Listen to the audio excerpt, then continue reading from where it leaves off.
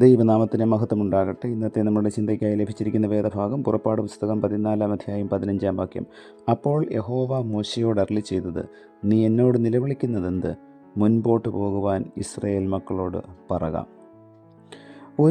ഒരു ഗുരു ഒരു നദീതീരത്ത് ഇരിക്കുകയായിരുന്നു.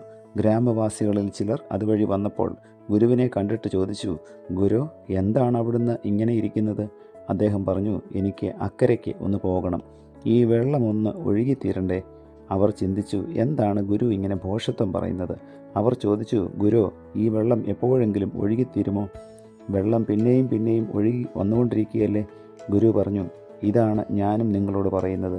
പിന്നെയാവട്ടെ, അതൊന്ന് കഴിയട്ടെ എന്നെല്ലാം പറഞ്ഞ് നിങ്ങൾ എന്തെല്ലാം ഉത്തരവാദിത്തങ്ങളാണ് മാറ്റിവെച്ചിട്ടുള്ളത്. വെള്ളം ഒഴുകി തീർന്നിട്ട് കടക്കുവാൻ കഴിയാത്തതുപോലെ ജീവിതത്തിലെ പ്രതിസന്ധികൾ തീർന്നിട്ട് ഉത്തരവാദിത്തങ്ങൾ നിറവേറ്റുവാൻ കഴിയില്ല. ഈ വെള്ളമില്ലെങ്കിൽ നദിയില്ല, പ്രതിസന്ധികളില്ലെങ്കിൽ ജീവിതവുമില്ല. അതുകൊണ്ട് പ്രതിസന്ധികൾ അവസാനിച്ചിട്ടല്ല ഉത്തരവാദിത്തങ്ങൾ നിറവേറ്റേണ്ടത്. പ്രതിസന്ധികളെ ജീവിതത്തിൻ്റെ ഭാഗമായി കണ്ട് ഉത്തരവാദിത്തങ്ങൾ നിർവഹിക്കുമ്പോൾ പ്രതിസന്ധികളെ അതിജീവിക്കുവാനും ജീവിതവും മുൻപോട്ട് നയിക്കുവാനും നമുക്ക് കഴിയും. ജീവിതത്തിലെ പ്രതിസന്ധികളെ കണ്ട് പകച്ചു നിൽക്കുന്നവരാണ് അനേകരും. പ്രതിസന്ധികളാണ് ജീവിതത്തെ കരുത്തറ്റതാക്കി മാറ്റുന്നത്. പ്രതിസന്ധികളില്ലാത്ത ജീവിതമില്ല, അല്ല പ്രതിസന്ധികളില്ലെങ്കിൽ ജീവിതവുമില്ല എന്ന് പറയുന്നതാവും കൂടുതൽ ശരി. നദി എന്നത് ഒഴുകിക്കൊണ്ടിരിക്കുന്ന വെള്ളമാണ്. ജീവിതവും അതുപോലെ ജനനം മുതൽ മരണം വരെ ഒന്നിനു പിന്നാലെ പാഞ്ഞു വരുന്ന പ്രതിസന്ധികൾ തന്നെ. ശൈശവ ബാല്യപ്രായങ്ങളിൽ എത്ര പ്രാവശ്യമാണ് ഓരോരുത്തരും വീണിട്ടുള്ളത്?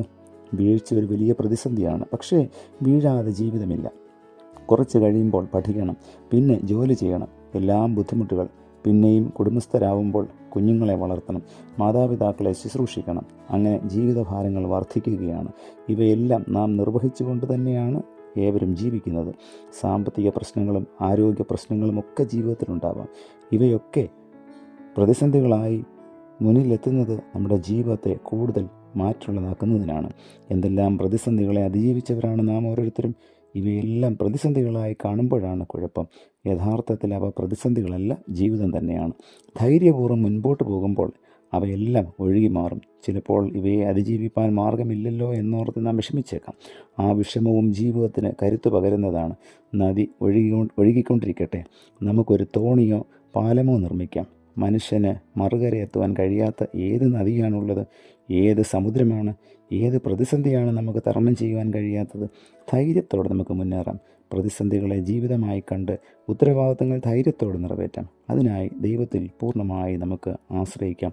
നമ്മുടെ ജീവിതം മുന്നേറുവാൻ ഇടയാകട്ടെ. പ്രാർത്ഥിക്കാം. പ്രിയ കർത്താവേ, ജീവിതത്തിലെ പ്രതിസന്ധികളെ കണ്ട് പകച്ചു നിൽക്കാതെ ധൈര്യപൂർവ്വം മുൻപോട്ട് പോകുവാൻ തക്കവണ്ണം ഈ പ്രഭാതത്തിലെ വചന കേൾവി ഞങ്ങളെ അവിടുന്ന് സഹായിക്കണമേ. യേശു കർത്താവിൻ്റെ നാമത്തിൽ തന്നെ. ആമേൻ.